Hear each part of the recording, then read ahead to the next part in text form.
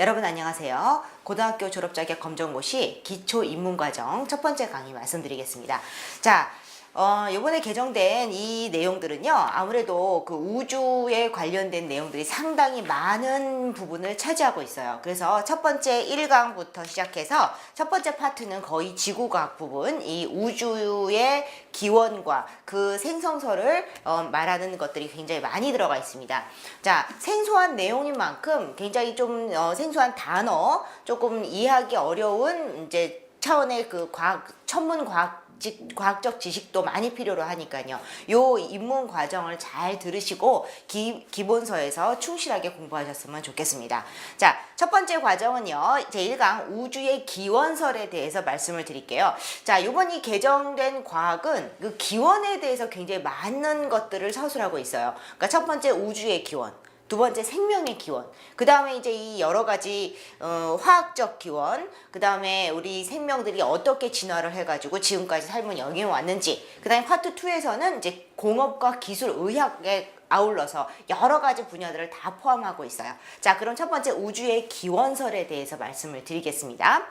자, 우주의 기원설에 대해서 말씀을 드리려면요, 먼저 우주에 대한 기본적인 지식이 필요해요. 그 우주에 대한 기본적인 지식이다라는 건 뭐냐면요, 뭐 지구의 공전의 증거라든지 또 여러 가지 거리의 단위라든지 이런 것들에 대해서 조금 제가 구성을 해놨습니다. 자, 그럼 일단은 한번 들어가 보도록 하겠습니다.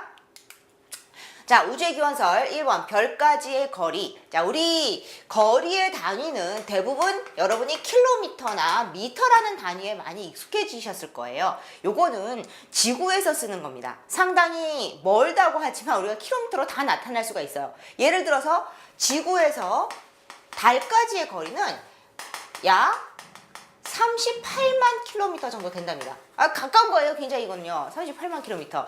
서울에서 부산까지가 한 600킬로미터 정도 되니까 어마어마하게 먼 거리지만 그래도 킬로미터로 나타낼 수 있는 거리는 아주 가까운 거리라고 할 수가 있습니다. 우주로 나가보면은요, 우리 지구에서 태양까지의 거리, 지구에서 금성까지의 거리, 태양에서 해왕성, 명왕성까지의 거리를 나타낼 수밖에 없습니다. 그러니까 우리 태양계. 그래서 처음에 이제 이 거리를 킬로미터로 하려니까 너무 먼 거예요. 그러니까 예를 들자면은 태양에서 지구까지의 거리가 1.5 곱하기 10의 8수니까 1억 5천만 킬로미터가 된다요. 이게 여러분 감이 오세요? 1억 5천만 킬로미터? 이거 얼마큼 가야 될까요? 어떤 사람이 계산을 하니까 38년을 가야 된다나? 아무튼 뭐 정확한 값은 모르겠지만요. 걸어서 가면 한 38년이 걸린답니다. 자, 어쨌건 걸어서 태양에서 지구까지 그렇게 갈 수는 없으니까 우리가 이것을 좀 더 편리한 단위를 만들었어요. 그래서 1AU라는 단위. 자, AU는요. 그냥 AU라고 읽으시면 되고요. 이것은 천문 단위라고 합니다. 기준은 태양에서 지구까지의 거리, 즉 1.5 곱하기 10의 8승, 1억 5천만 킬로미터를 1AU라고 정한 후 그것의 상대적인 거리를 측정한 것을 우리가 AU라고 해요. 주로 태양계 내의 행성들의 거리를 이 AU로 많이 나타냅니다. 자, 예를 들자면 해왕성 같은 경우는 지구에서 태양까지의 거리의 약 38배, 38AU를 나타내고요.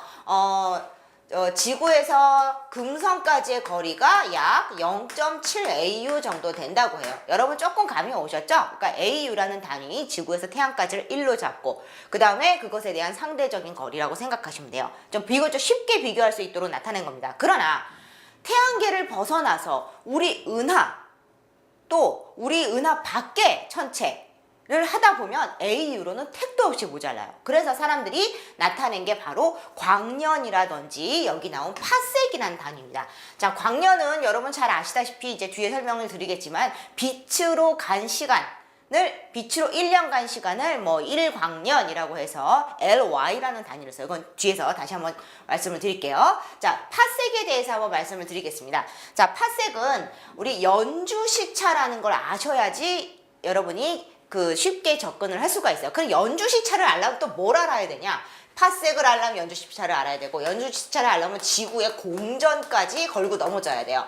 자, 지구의 공전은 여러분 아시다시피 지구가 1년에 한 바퀴 이렇게 도는 그것을 우리가 지구의 공전이라고 해요. 그래서 사람들이 지구의 공전, 그러니까 여러분 알다시피 지동설과 천동설이 그 중세 16세기, 17세기에 걸쳐서 굉장히 이슈가 많이 됐었어요. 갈릴레이도 그것 때문에 재판을 받았었고요. 코페르니쿠스는 그 지동설을 주장하다가 화형까지 당하는 그런 일도 있었죠. 자, 그러니까 이게 뭐냐면 지구의 공전에 대한 사람들이 과학자들이 많은 증거를 내세우긴 했지만 결정적인 딱 한 방의 증거가 없었다는 겁니다. 그런데 이제 갈릴레이나 여러 이제 과학자들에 의해서 결정적인 증거가 나타나기를 기다렸어요. 갈릴레이는 뭐 금성의 궤도라든지 이런 것들에 대해서 이제 밝혀지면서 지구의 공전을 주장했지만 야, 이거야! 라고 딱 내세울 만한 그런 눈에 보이는 증거라는 게 참 힘들었던 겁니다. 그게 바로 뭐냐? 딱 한 가지 연주시차였어요. 자, 한번 보십시다. 자, 태양 주위를 지구가 이렇게 돕니다. 1년에 한 바퀴씩. 그래서 여기 A라는 별을 관찰했어요. 그래서 E1이라는 위치에서 A를 관찰하니까 여기 위치에 있는 것처럼 관찰이 됐고요. E2에서 관찰을 하니까 이렇게 잠깐 몇 각도가 이렇게 벗어난 이 위치에서 관찰이 되더라는 얘기예요. 그러니까 여러분 여기 A라는 별을 똑같은 별인데도 불구하고 위치가 6개월 후에 이런 식으로 달라진다는 거. 그래서 이 각도를 우리가 시차라고 합니다. 그래서 천문학자들이 지구가 만약 진짜 공전을 한다면 이 각도가 있을 거다. 그런데 너무 재기가 힘들어요.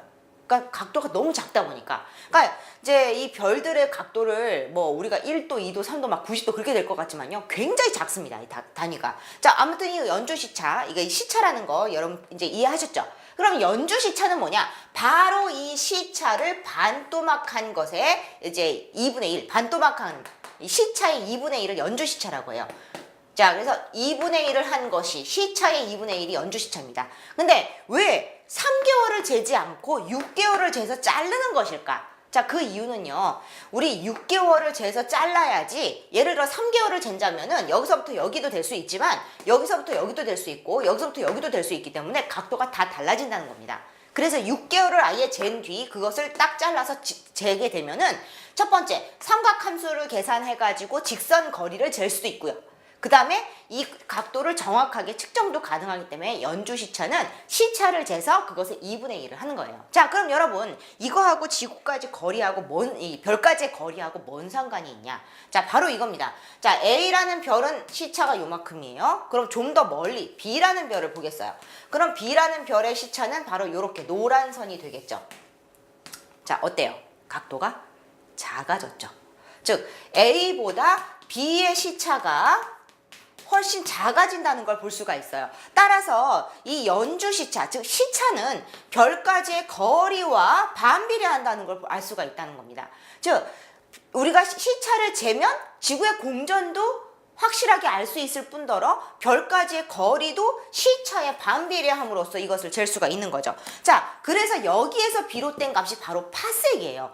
연주 시차 1초인 별의 그 거리를 우리가 1파섹이라고 한 거죠. 자, 그럼 도가 아니라 1초네? 자, 왜 이 각도가 되는지 다음 볼게요. 자, 연주시차에 따라서 6개월간 측정한 별의 위치의 2분의 1, 즉 시차의 2분의 1이 된다는 얘기예요. 그런데 이 각도가 워낙 작다 보니까 이것을 도로 표현하는 게 힘들어요. 그래서 1도를 3600등분 한 것을 1초라고 합니다. 즉 1초는요. 3600등분의 1도라고 할 수가 있는 거죠. 그러니까 1도를 3600등분 한 것 중에 하나가 1초라는 거예요, 여러분. 1땡, 1초. 자, 뒤에서 제가 이것을 광년으로 한번 환산을 하는 것도 알려드릴게요. 다시 한번 말씀드릴게요. 자, 시차는 지구의 공전에 의해서 생기는 별까지의 이 거리 각도인데 이것을 2분의 1 한 것이 연주 시차이다. 이 연주 시차에서 나오는 각도에 의해서 나오는 이 별까지의 거리를 파섹이라고 한다라는 겁니다. 근데 이제 이 연주 시차와 이 파섹은 서로 반비례한다는 관계입니다. 왜? 별이 멀어지면 멀어질수록 이 시차는 점점 작아지기 때문에요. 이 거리가 가까울수록 시차는 커지니까 서로 반비례한다는 거죠. 자, 그럼 다음 페이지에서 광년과 함께 우리 그 파섹 1도 도대체 얼마큼 먼 거야? 자, 한번 비교를 해보겠어요. 자, 그러면 광년과 파sek의 관계를 다시 한번 보겠습니다. 자, 여러분 1광년은 빛으로 1년을 가야 하는 거리를 1광년이라고 해요. 그런데 1파섹이라는 거리는 여기 나와 있듯이 3.26, 그러니까 3년 정도를 더 가야지 되는 그런 빛의 거리와 비례한다는 겁니다. 자, 그러면 요것을 우리 그 10파섹으로 한번 바꿔볼까요? 10파섹은 몇 광년일까요? 10파섹은 더 멀어지는 거니까 32.6광년이라고 할 수가 있겠죠. 그래서 우리 그 시험에 나오는 내용 중에 가장 많이 나오는 게 몇이냐면요. 10파섹 32.6광년. 이게 연주시차로 나타내면 얼마냐? 0.1초라는 겁니다. 0.1초 이렇게. 그래서 0.1초는 10파섹이고 10파섹은 32.6광년이다. 그리고 1파sek은 3.26광년이에요. 이 숫자는 여러분 좀 꼭 기억을 해두셔야 될 값이에요. 그래서 뒤에 보면은 광년과 파sek과 그 다음에 연주시차 이거를 이렇게 환산하는 게 나오게 돼요. 그 연습 문제에서 한번 여러분 복습을 하겠습니다. 자, 1광년 빛으로 1년 가야 하는 거리, 그리고 32.6광년은 10파색. 그런데요, 이 파색도 한계가 있어요. 시차를 잴 수 있는 별은 비교적 가까운 별이라는 겁니다. 이 광년으로 좀 나타낼 수 있는 별은 좀 가까운 별이라는 거예요. 그래서 우리 몇 파섹까지밖에 못 나타내느냐? 우리 이 파섹으로는요, 100파섹, 즉 연주시차 0.01초 이하는 우리가 연주시차를 잴 수가 없다고 합니다. 자, 참고로 말씀을 드리면은 우리 최초로 연주시차를 재는데 성공한 사람이 독일의 베셀이라는 천문학자래요. 그 사람은 그 100조짜리의 어떤 별의 그 연주시차를 측정했는데 0.24초였답니다. 그러니까 1도도 너무 작은 각도인데 이것을 3600등분한 것 중에 하나보다도 더 작다는 얘기예요. 그래서 이 연주시차를 측정하는데 굉장히 힘이 들었고요. 요즘 같은데 뭐 천문과학기구가 다 발달이 돼 있어서 뭐 쉽게 측정할 수 있지만요. 그것마저도 굉장히 가까운 별에만 가능하다는 겁니다. 즉 100파섹이라면 몇 광년이죠? 광년으로 나타내면 326광년이라는 거예요. 그래서 326광년 보다 더 먼 별은 우리가 파섹으로 또 광년으로는 조금 표현하기가 힘들다는 겁니다. 물론 광년으로는 표현할 수가 있어요. 근데 파섹으로는 표현이 좀 힘들다는 거예요. 자, 어쨌건 우리 이제 여러분 단위, 제가 AU라는 단위, 파섹이라는 단위, 그 다음에 연주시차와 관련된 단위들을 정리를 해드렸어요. 다시 한번 말씀을 드리면 AU는 태양계에서 쓰는 태양에서 지구까지의 거리를 1AU라 정의한 값이고요. 1파섹, 10파섹이라는 값은요, 연주시차와 관련된 값이고 연주시차와 서로 반비례한다 라는 사실도 말씀드렸습니다. 그리고 이제 여전히 지금도 많이 쓰이고 여러분과 친숙한 단위는 바로 광년이죠. 그래서 뭐 100억 광년, 200억 광년 이런 거는 아직도 많이 쓰이고 있어요. 근데 이제 별까지의 거리를 파섹으로 나타내는 거는 100파섹보다 먼 애들은 불가능하다라는 거. 자, 그러면 이제부터는 그 우주론에 대해서 한번 접근해 보도록 하겠습니다. 자, 제가 고등학교 때까지만 해도 이 빅뱅이라는 말은 그냥 그런 이론이 있다 정도만 제가 이제 공부를 했던 것 같아요. 근데 그 전부터 얼마 전까지도요, 이 빅뱅 이론은 별로 그렇게 그다지 각광을 받지 못했어요. 그러나 이것이 점차 시간이 지나고선 이 그 빅뱅 이론이 지금 교과서에 실릴 정도로 굉장히 증거가 많이 발견이 됐죠. 자, 근데 그 이전에는 어떤 이론이냐? 바로 아인슈타인과 여기 보면은 프레드 호일과 같은 그런 대천문학자들이 발표한 정상 우주론이었어요. 말 그대로 옛날 옛적의 그 우주가 지금껏 똑같다 이거죠. 자, 볼게요. 우주는 시작도 끝도 없이 영원히 밀도가 일정하고 불변일 것이라고 생각하는 우주론의 정상 상태. 정상 상태 우주론이라고 하기도 하고요. 그 다음에 그냥 정상 우주론이라고 하기도 합니다. 자, 우주 내에는 시간과 공간에 관계없이 우주의 모습이 항상 똑같다라는 이론입니다. 자, 물론 이 정상 우주론은 발표된 직후부터 많은 과학자들이 좀 의심을 품긴 했어요. 왜?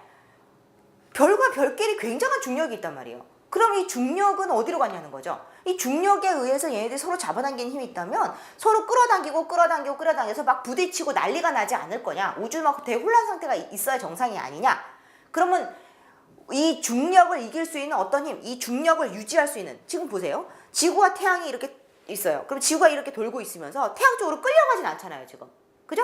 지구도 여전히 궤도를 통해서 몇백 광년, 몇억 광년 동안 지금 이제 돌고 있단 말이에요. 그러면 이거는 어떻게 설명할 거냐? 그랬더니 이제 아인슈타인이 뭐라 그랬냐면요.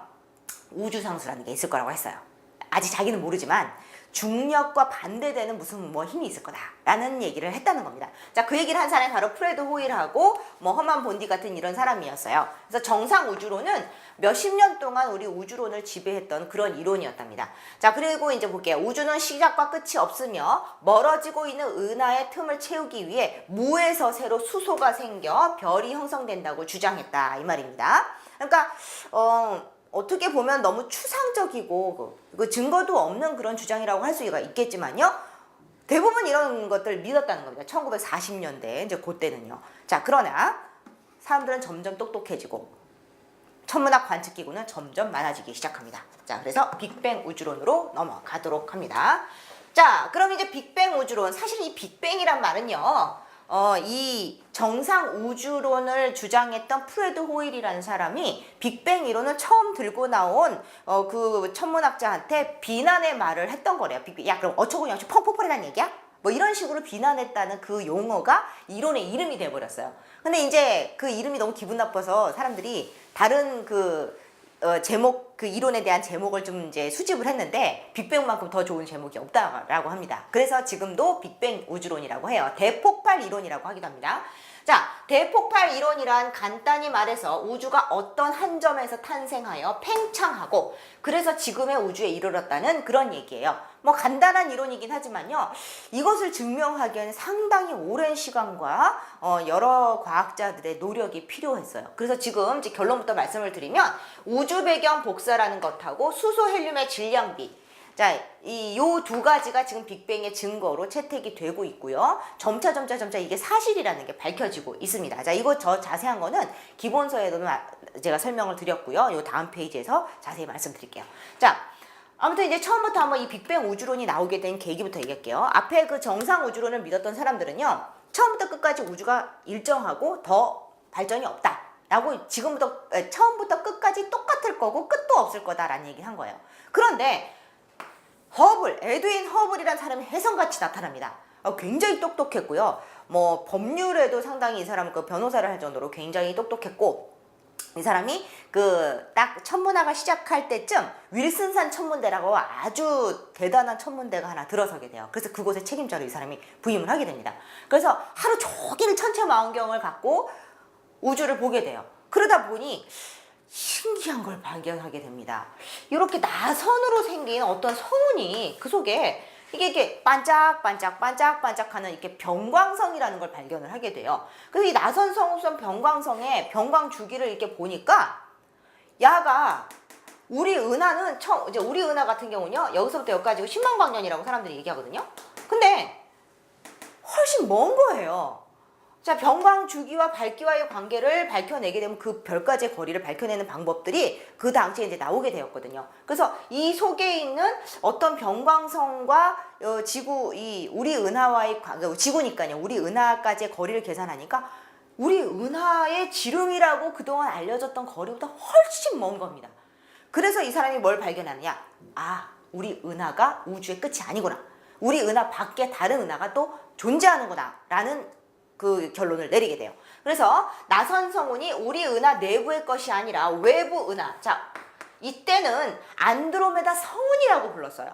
근데 이 사람이 이 안드로메다 성운이 아니라 우리 은하 바깥에 있는 다른 외부 은하라는 걸 밝혀지고 나서는 여러분 안드로메다 은하라고 하죠. 자, 그래서 허블이 발견한 이 안드로메다 은하 뿐만 아니라 허블은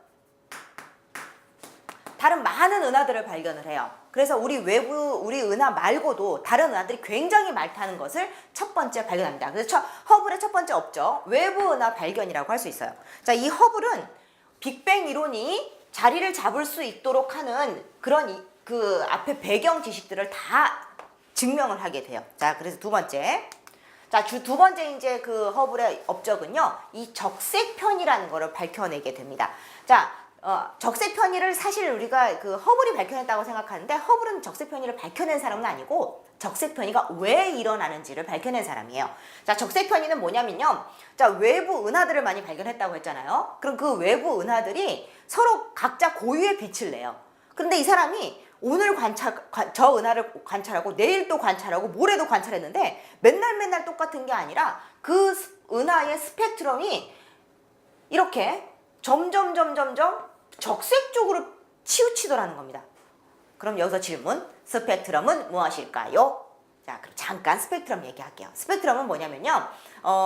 간단하게 말하면 무지갯빛이라고 할 수 있어요. 우리 여러 가지 원소들이 에너지를 가하거나 에너지를 뺏기게 되면서 외부에 있던 이 최외곽에 있던 전자 또 내부에 있던 전자들이 위로 오르락 내리락 하게 돼요. 그러면서 자신의 고유의 빛깔을 내게 됩니다. 그래서 여기 보시면 수소는 이러한 무지갯빛에서 이러한 빛들을 흡수하고 그 다음에 헬륨은 이러한 빛들을 흡수해요. 그래서 이것들을 뭐라고 하느냐? 고유의 선 스펙트럼이라고 부릅니다.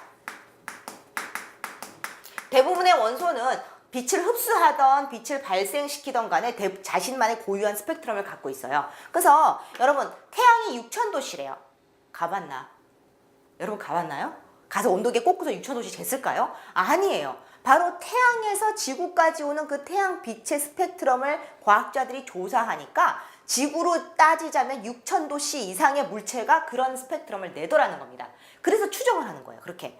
그리고 외부 은하하고 외부의 별들의 온도도 바로 그런 그 스펙트럼 분석에 의해서 온도와 표면의 원소의 종류에 대해서 이렇게 설명을 하는 거라고 생각하시면 돼요. 자, 그럼 적색 편의로 다시 돌아올게요. 자, 적색 편의는요. 방금 은하들이 멀수록 선 스펙트럼이 적색 쪽으로 이동하는 적색 편의 현상이 더 심해지는 것을 발견했다는 겁니다. 그냥 다시 한번 말씀드리면 저 은하를 봤더니 오늘은 흡수선이 여기 있었어요. 근데 내일은 이쪽, 모레는 이쪽 하면서 점점 붉은색 쪽으로 그 은하에 또는 그 별의 스펙트럼이 이런 식으로 이동을 하는 겁니다. 이거는 원래 이제 다른 과학자가 밝혀내긴 했는데요. 그 과학자는 이 적색 편의 현상이 왜 일어나는지 몰랐대요. 근데 이제 허블이 야, 이건 알고 보니 별이 여기서부터 멀어지는 거야. 지구로부터 멀어지는 거야. 우리 은하로부터 점점 멀어지는 거야. 바로 뭐냐? 모든 은하가 바로 적색 편의 현상을 다 지니고 있다는 겁니다. 그러면 모든 은하가 다 멀어지고 있다는 거죠. 모든 은하가 다 멀어지고 있다는 건 무슨 뜻이에요? 아니 그러면 지구는 여기 있는데 지들끼리 이렇게 가는 건가? 아닙니다. 바로 우주가 팽창한다라는 거죠. 그래서 이 허블의 두 번째 업적은 바로 우주가 팽창하고 있다라는 것을 밝혀낸 겁니다. 뭘로 인해서? 바로 이 적색 편의 현상으로. 자, 빛의 도플러 효과, 이 도플러 효과는 뭐냐면요. 파동이 이 파원에서부터 멀어지면은 점점 파장이 길어지는 현상을 이 도플러 효과라고 해요. 그래서 우리 그 빛으로 따지면요. 색깔이 푸른색으로 갈수록 파장이 짧아지고 붉은색으로 갈수록 파장이 길어지는데요. 이렇게 보시면 은하가 정지 상태에서는 이런 식으로 보였겠지만 얘네들이 점점 멀어지면 이렇게 파장이 길어지면서 요 고유의 스펙트럼이 점차 붉은색 쪽으로 이동을 하는 겁니다. 반대로 가까워지면 이렇게 푸른색 쪽으로 간다고 합니다. 그래서 우리 이 적색 편의는 바로 우주가 팽창한다는 증거. 자, 그럼 벌써 허블이 두 가지 업적이 나왔어요. 첫 번째는 외부 은하를 발견했고 그 은하들의 적색 편의 현상으로 인해서 우주가 팽창한다는 것을 이 허블이 밝혀내게 되죠. 자, 그럼 이것이 빅뱅과 무슨 관련이 있냐? 여러분 우주가 괜히 팽창합니까? 왜 팽창하겠어요? 뭔가가 팽창하게끔 힘을 가했기 때문에 팽창하겠죠. 바로 이 사람이 허블 법칙을 밝혀내요. 자, 허블 법칙은요. V는 HR이라는 아주 간단한 공식입니다. 자, 공식 나오면 어머나 저것도 계산해야 되는 거 아니야? 라고 두려워하지 마시고 이게 무슨 소리냐? 허블 법칙은 계산을 위한 그 법칙이 아니에요. 계산하기 위한 법칙이 아니라 R은 은하까지의 거리고요. 그 다음에 H는 허블 상수입니다. 그리고 이건 후퇴 속도. 이게 무슨 소리냐? 후퇴 속도는 은하까지의 거리와 비례한다라는 얘기예요. 그러니까 먼 은하일수록 후퇴 속도가 빠르다라는 거죠. 자, 이거는 제가 기본서에도 설명을 드리겠는데요. 풍선을 불고 여기가 우리 은하라고 쳐봅시다. 모든 은하들이 이렇게 있어요. 얘를 후 불면 어떻게 돼요? 이렇게 부풀면서 별과 별 사이의 거리가 더 멀어지겠죠. 그러면 이별에서 여기를 볼 때와 이별에서 이거를 볼 때 어떤 게 더 빨리 멀어지겠어요? 즉, 먼 애가 더 빨리 멀어진다는 겁니다. 그래서 우주가 이런 식으로 팽창하고 있고 이런 식으로 먼 거리가 우리 은하에서부터 멀리 떨어진 은하는 좀 더 빨리 멀어지고 있다라는 것을 밝혀내는 아주 중요한 공식이에요. 자, 그러면 이거는 뭘 의미할까요? 바로 이 허블 법칙은 한번 거꾸로 한번 생각해 봅시다. 자, 이렇게 해서 얘가 땅땅땅땅땅 멀어져요. 그럼 이것을 거꾸로 돌린다고 생각해 보세요. 카메라를 거꾸로 올려. 삐리리리리링 한 점은 딱 보이겠죠. 즉, 이 허블의 법칙은 은하까지의 거리를 재는 것뿐만이 아니라 팽창 속도, 흑태 속도를 재는 것뿐만이 아니라 우주의 나이를 구할 수 있다는 겁니다. 그래서 우주의 나이는 바로 허블 상수의 역수라는 거예요.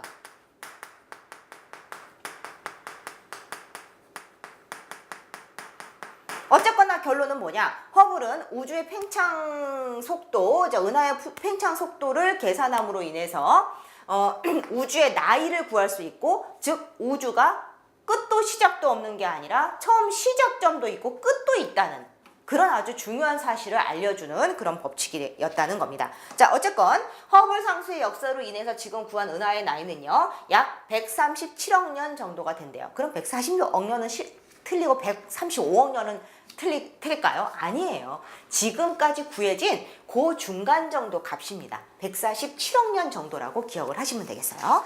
자, 그러면 빅뱅 우주론에 따라서 우주의 물질이 어떻게 형성이 됐는지 간단하게 말씀을 드리고 문제풀이로 들어가겠습니다. 자, 그러면 빅뱅 우주론에 따른 우주의 물질 형성 다시 한번 말씀을 드리겠습니다. 물질을 이루는 기본 입자는요, 우리 여러분 알다시피 원자라고 합니다. 이 원자를 저희 그림으로 그려보면요, 이렇게 원자 핵과 전자로 이루어져 있어요. 뭐 여기까지는 여러분 다 알고 계실 겁니다. 그런데 원자 핵을 또 쪼개요. 자, 원자 핵을 또 쪼개면 우리가 양성자와 중성자라는 입자로 또 나눠져요. 자, 여기선 양성자를 제가 붉은색으로 표시를 했고요. 중성자는 연두색으로 표시를 했습니다. 그런데 이 빅뱅 이론을 재현하려던 사람들이 양성자와 중성자를 또 잘랐어요. 그랬더니 바로 여기 나오는 쿼크라는 입자로 또 쪼개지더라는 겁니다. 즉, 우리가 빅뱅 입장에서 보는 기본 입자는요, 원자가 아니라 쿼크와 경입자라는 거예요. 경입자는 전자를 비롯해서 우주에 떠돌아다니는 질량을 무시해도 되는 아주 작고 가벼운 입자들을 경입자라고 해요. 중성미자와 전자 같은 게 있어요. 그 다음에 양성자나 중성자 안에 단단한 핵력으로 결합되어 있는 쿼크들이 바로 그 기본 입자죠. 그래서 여기 보시면 양성자는 업 쿼크 2개와 다운 쿼크 하나, 그 다음에 중성자는 다운 쿼크 2개, 업 쿼크 하나, 이런 식으로 구성이 돼 있어요. 뭐 여러분 이것까지 암기할 필요는 없겠지만요, 여러분 양성자는 왜 양성자예요? 말 그대로 양성을 띠고 있고요, 중성자는 0을 띠고 있기 때문에 그래요. 자, 그럼 얘들이 왜 플러스 1, 얘들이 왜 0을 띠고 있냐면 바로 이 쿼크들의 성질 때문에 그래요. 이 업 쿼크는 플러스 3분의 2 정도의 전하를 가지고 있고요, 다운 쿼크는 마이너스 3분의 1 정도의 그 음가를 가지고 있대요. 그럼 여기 한번 다 더해보시면 3분의 2 더하기 3분의 2 더하기 마이너스 3분의 1이니까 얘는 플러스 1이 되고요, 얘는 3분의 2 마이너스 3분의 1 마이너스 3분의 1이니까 0이죠. 그래서 중성자는 질량을 전하를 띠고 있지 않는다는 겁니다. 그래서 중성자는 전하 0, 양성자는 플러스 전하를 띠고 있는 게 바로 이 쿼크들의 구성 때문이래요. 그래서 얘네들이 처음에 이제 빅뱅에서 이제 어떻게 생겼을까를 이제 과학자들이 추정을 합니다. 자, 그럼 빅뱅 한번 과정으로 들어가 보겠습니다. 자, 빅뱅 후 1초가 지났어요. 물론 우리 이제 정규 과정에는 굉장히 자세하게 나오지만 여러분은 빅뱅 과정을 딱 3과정으로 익히시면 돼요. 1초와 3분과 38만 년 때 뭐가 일어났는지만 기억하시면 빅뱅은 그렇게 어렵지 않습니다. 자, 빅뱅이 처음에 일어나기 전에는 이 세상에 물질이라는 건 없었어요. 근데 이 물질을 이루는 기본 입자는 원자이기 때문에 물질이 없었다라는 말이면 바로 원자가 없었다라는 겁니다. 그러니까 나중에 여러분 물질이 생겨났다, 그럼 원자의 형태를 띈 애가 나타났다는 겁니다. 쿼크는 물질이 아니에요. 아직까지는. 물질이다, 그러면 원자, 양성자와 전자가 일정한 비율로 결합되어 있는 형태를 우리가 그것을 물질이라고 한다는 겁니다. 자, 그러면 이제 빅뱅 초기 모습 한번 재현해 보겠습니다. 자, 빅뱅이 엄청난 폭발음을 내면서 빵 폭발을 했습니다. 이때부터 이제 에너지의 시대가 열렸어요. 이제 아직까지 물질이 아닙니다. 에너지의 시대요. 자, 첫 번째 기본, 그때 이제 막 똑딱 시작하면서 1초가 지나면서 튀어나온 입자가 바로 쿼크와 경입자예요. 자, 쿼크와 경입자가 튀어나오면서 이제 바로바로 얘네들끼리 반응이 일어나기 시작해요. 그래서 다음 페이지 보시면 시간이 가면 갈수록 빅뱅 이제 1분 지나고 2분 지나고 3분이 지나니까 이제는 쿼크들끼리 지들끼리 이제 묶이기 시작합니다. 이제 주변의 온도도 서서히 낮아지면서 빅뱅 후 3분에는 원자 핵이 형성이 되죠. 다시 1분은 뭐가 형성되었다? 쿼크와 경입자가 형성되었다. 이제 3분은 뭐가 형성되었다? 1분이 아니라 1초요. 1초는 뭐가 형성되었다? 쿼크와 경입자가 형성되었다. 그러니까 기본 입자가 나온 게 1초예요. 그럼 3분은 뭐가 형성되었다? 원자 핵이 형성됐어요. 자, 원자 핵의 핵. 자, 수소의 원자 핵은 양성자만으로 이루어졌다. 자, 여기서 잊지 말아야 할 게 빅뱅 이론으로서 설명할 수 있는 원소는 수소와 헬륨까지입니다. 그래서 이 수소라는 최초의 이 원자 핵은 바로 양성자입니다. 사실 우리 수소는 중성자가 없어요. 수소는 양성자로 된 원자 핵과 전자로만 이루어져 있기 때문에요. 수소 원자 핵이다 그러면은 바로 양성자를 얘기해요. 즉 수소 원자 핵인 양성자가 최초로 형성이 됩니다. 그리고 서서히 온도가 내려가면서 이 양성자와 중성자가 결합하여 중수소 원자 핵이 되고요. 자, 이거는 이제 우리가 수소는 중성자가 없어요. 원래 수소는. 근데 일부 수소는 여기에 누가 있어요? 중성자가 붙어 있습니다. 약간 무거운 수소가 된다는 겁니다. 그리고 시간이 가면서 이렇게 중성자가 2개가 붙을 수도 있어요. 그래서 이러면서 이제 서서히 헬륨이라는 원자 핵으로 변하게 됩니다.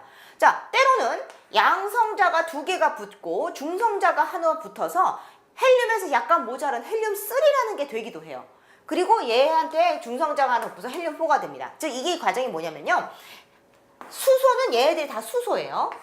그리고 얘네들이 헬륨이 되는 과정을 설명하고 있어요. 그러니까 헬륨이 되는 과정은 이렇게 수소가 중수소가 됐다가 삼중수소로 됐다가 헬륨이 되는 과정도 있고요. 양성자 2개가 붙어서 헬륨3에서 헬륨4가 될 수도 있다라는 거. 어쨌거나 우리가 수소 원자핵뿐만이 아니라 헬륨 원자핵까지가 3분 내에 형성이 됐다는 거죠. 자, 그리고 시간은 흘러서 온도는 점차 낮아지고 이제 더 이상의 입자는 기본 입자는 형성이 되지 않고 드디어 이제 원자핵이 전자한테 눈을 돌리는 시기가 옵니다. 바로 원자핵과 전자가 서로 묶이면서 약한 전자기력에 의해서 원자가 형성이 되죠. 자, 그래서 빅뱅 38만 년 이후 드디어 물질 세계가 펼쳐지게 됩니다. 자, 그래서 이 물질 세계가 펼쳐진다라는 의미에서 굉장히 큰 의미를 두는 해가 바로 38만 년 이후가 되겠어요. 그래서 여러분 빅뱅 1초 뭐 형성? 쿼크와 경입자 형성. 3분 뭐 형성? 원자 핵의 형성. 38만 년 이후 드디어 원자 형성. 그러면서요 원자가 형성되면서 자기가 자유롭지 못했던 빛의 입자들이 이제 해방을 맞게 돼요. 그래서 쫙쫙쫙쫙 우주의 구석구석으로 그 빛의 입자가 퍼지게 됩니다. 그래서 그 흔적이 바로 뭐냐? 바로 우주 배경 복사예요. 그리고 이제 나중에 이제 제가 기본서에서 많이 말씀을 드리겠지만 수소와 헬륨의 질량비가 이렇게 이제 형성이 되다 보니 3대 1이 아닐까라는 거를 구체적으로 수학적으로 계산한 사람이 있어요. 그래서 그것들이 지금 사실로 밝혀졌죠. 자, 하지만 이 빅뱅 이론은 역시 한계를 지니고 있어요. 뭐냐면요. 수소와 헬륨 같은 가벼운 원소들의 형성만을 설명할 수 있고요. 나머지 우라늄과 철과 니켈과 같은 무거운 원소들은 설명을 할 수가 없다는 한계를 지니고 있답니다. 이거는 나중에 좀 아이러니하게도 프레드 호일이라는 사람이 별의 형성 과정에서 이것을 보충을 하게 돼요. 자, 그래서 우리 다른 원소들 한번 어떻게 형성되는지 보겠어요. 자, 빅뱅 과정을 다시 한번 총정리를 해드리겠습니다. 최초의 이제 경입자 1초에 바로 이런 과정이 형성되었죠. 쿼크와 경입자. 그 다음에 3분이 지나서 얘네들이 양성자와 중성자 형성이 되면서 원자 핵이 만들어지게 되고요. 38만 년, 빅뱅 이후 38만 년 이후 드디어 원자가 형성된다는 거 간단하게 이렇게 기억을 해두시면 되겠어요. 자, 다른 것들 한번 볼게요. 헬륨이나 수소 이외에, 수소, 헬륨, 리튬 이외에 다른 원소들은요, 철까지의 원소는 별이 만들어낸대요. 별의 핵융합 반응에서 만들어지고 철보다 무거운 애들은 즉 뭐 우라늄까지래요. 92번인 우라늄까지는 이 그 초신성 폭발이든지 별의 폭발로 인해서 조금씩 소량이 생겨서 퍼져나갔을 것이다 라는 이론이 지금 여러 과학자들에 의해서 밝혀지고 있다고 합니다. 자 다음 페이지. 별의 내부에서 원소 형성 이제 간단하게 제가 그림으로 나타냈는데요. 기본서에서 여러분 보시면 더 자세하게 나옵니다. 이건 뭐냐면 별의 외부에서는 수소가 만들어지고 점차 안으로 들어가면서 철까지 무거운 원소가 만들어진다는 그런 저 그림이고요. 여기는 수소 핵융합 반응. 아까 말씀드린 대로 4개의 그러니까 2개는 양성자고 2개는 중성자고 이게 합쳐져서 수소에서 헬륨이 된다라는 말씀을 드렸을 거예요. 그리고 여기서 에너지가 빠져나가면서 이런 것들이 만들어진다라는 거를 여기서 보여주고 있어요. 자, 그러면 더 자세한 내용들 우리 한번 그 문제에서 복습을 해보도록 하겠습니다. 자, 예제 1번. 다음은 여러 천체까지의 거리를 나타낸 것이다. 가장 먼 거리에 있는 천체는 자, 이렇게 복잡하게 나왔을 때는요. 우리하고 제일 친숙한 광년이나 뭐 파섹이나 아직 연주시차는 여러분이 익숙하지 않으니까요. 광년으로 바꿔보는 게 가장 좋을 것 같아요. 자, 연주시차 0.1초인 천체는요. 우리 파섹으로 나타내면은 얘가 이제 10분의 1이니까 역수인 10파섹이 돼요. 여러분 10파섹은 몇 광년? 그렇죠. 32.6광년이 되겠죠. 자, 100파섹은 몇 광년? 326광년이라고 했어요. 자, 그 다음에 3.26광년 비교하기 쉽게 나왔고요. 1AU는 킬로미터로 나타낼 수 있는 거리이기 때문에 아무래도 제일 가까운 거리가 될 거고요. 그 다음에 100광년은 뭐 중간 정도 되겠네요. 자, 그럼 이 중에서 가장 먼 거리는? 그렇죠. 100파섹이 되겠죠. 자, 그 다음에 예제 2번. 연주 시차에 대한 설명 중 틀린 것은 1번. 지구 공전의 강력한 증거라고 말씀을 드렸어요. 그 독일의 베셀이라는 사람이 연주 시차를 재는 데 성공함으로써 아무도 지구가 태양 주위를 돈다는 데서 반대 의견을 낼 수가 없었다는 거. 그 다음에 두 번째. 시차의 2분의 1이다. 맞는 거죠. 그 다음 같은 별을 3개월 동안 관측한 각도 차이다. 자, 이렇게 재면 안 된다고 말씀을 드렸어요. 그 다음 왜?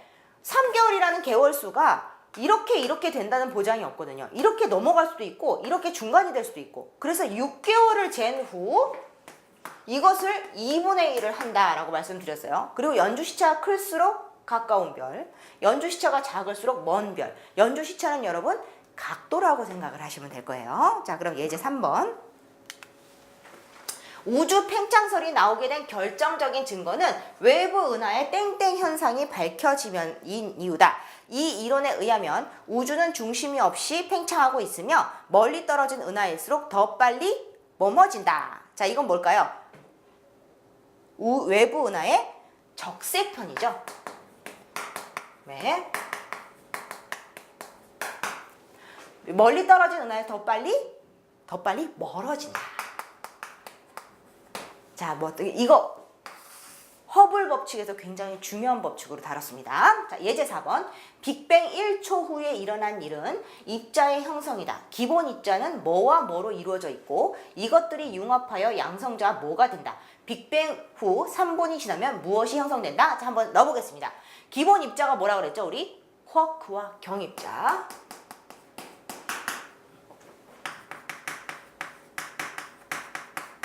업쿼크, 다운쿼크, 뭐 기타 6가지 쿼크가 있지만요. 우리는 그 정도만. 자, 이것들을 융합하여 양성자와 뭐 짝인 애들 중성자 나오겠죠. 중성자가 된다. 빅뱅 후 3분이 지나면 뭐가 형성된다? 원자핵. 빅뱅 이론 그다지 어렵지 않아요. 그러니까 다시 한번 말씀드릴게요. 1초, 3분, 38만 년. 이렇게 기억을 하셨으면 좋겠어요. 예제 5번. 빅뱅으로 인해 형성된 원소는 어떤 것인가? 자, 이게 빅뱅의 한계라고 말씀을 드렸어요. 빅뱅은 원소의 형성을 하곤 있지만 가벼운 원소인 수소와 헬륨, 잘해봤자 리튬까지밖에 설명이 불가능하다라고 말씀을 드렸죠. 자, 그래서 2번이 정답이 되겠어요. 나중에 이제 별의 폭발과 별의 형성 과정에서 뭐 철, 우라늄, 나머지 탄소 뭐 이런 것들이 형성이 된다고 합니다. 자, 이렇게 예제 5번까지 이제 빅뱅 우주론, 그러니까 우주의 초기 모습, 그 다음에 우주를 재는, 별까지의 거리를 재는 기본 단위, 그 다음에 우리 그 허블의 업적, 우주가 팽창하고 있다. 그 다음에 빅뱅 이론 이런 거에 대해서 좀 말씀을 드렸어요. 여러분 좀 생소한 내용이지만요. 자꾸 반복해서 들으면은 훨씬 더 쉬워질 것이고요. 요것을 들으시고 기본서를 들으시면 훨씬 이해가 빠르실 거라고 생각합니다. 자, 여러분 학습에 많이 도움이 됐길 바라겠어요. 감사합니다.